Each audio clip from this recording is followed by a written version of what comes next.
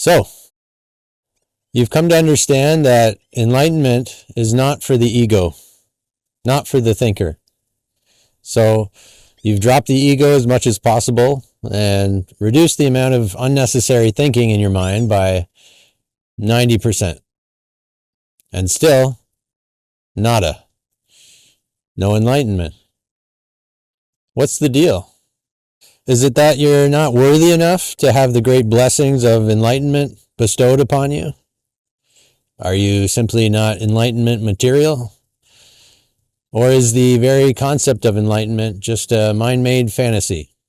If you've been on the spiritual path long enough and have seen through all of the tricks of the ego, then it's likely that you already know that these questions are all bogus.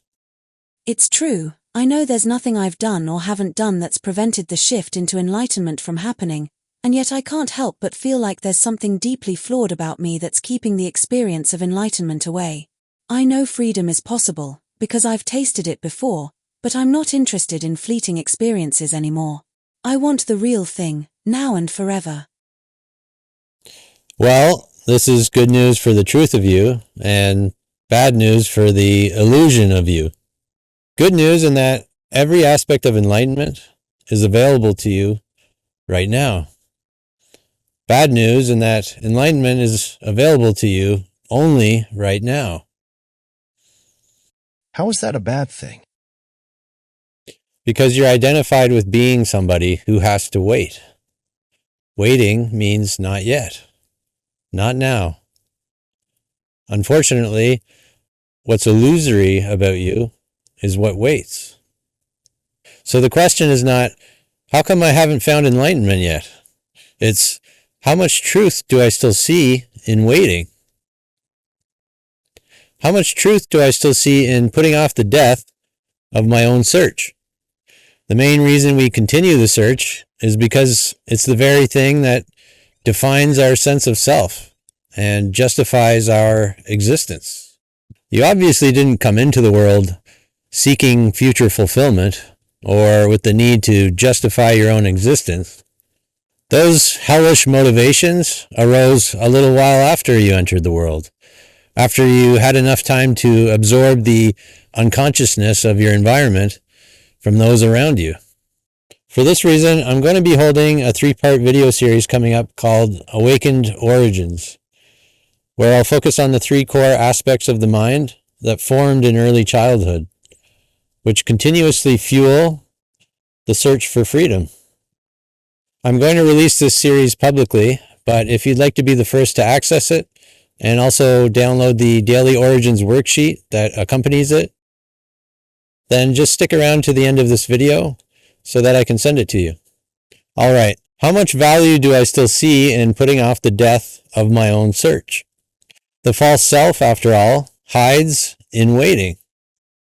Okay, I'm done with waiting. Does this mean I'm enlightened now?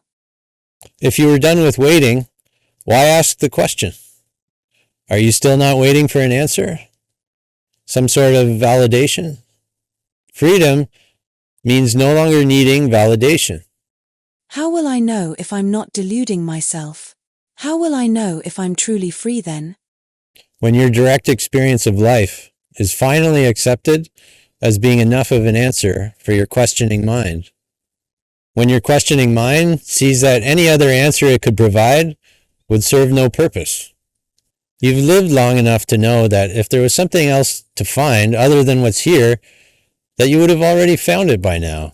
This means 2 things. Your seeking, although seemingly productive over the years, has been ultimately futile.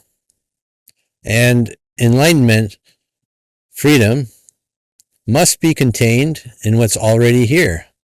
So if freedom exists within what's here, that means nothing is withheld, and what's already given is being ignored.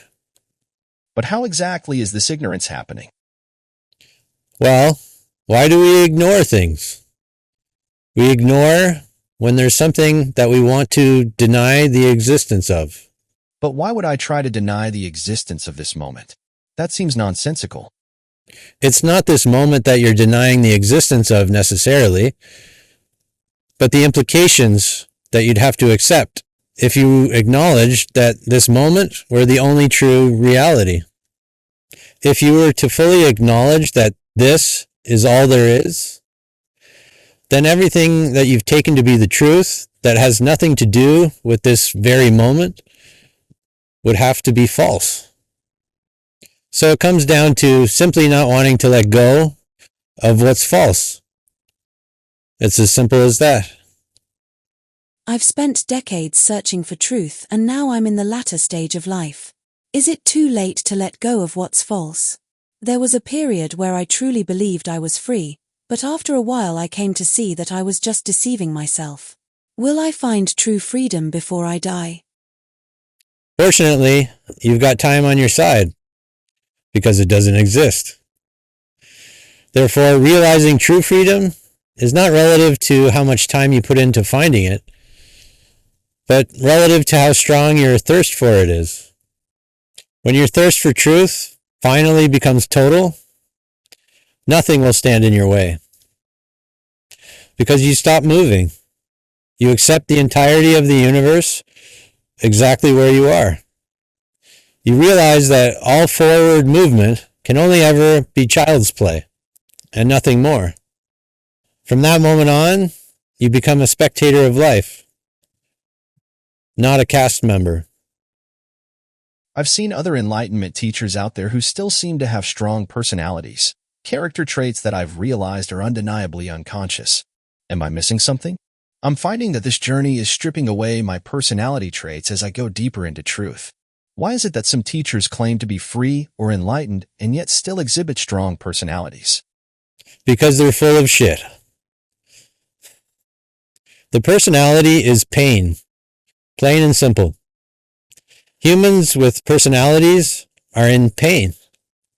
Enlightenment teachers with personalities are still in pain, which means they're not actually enlightened. Enlightenment, freedom, is the end of being in pain.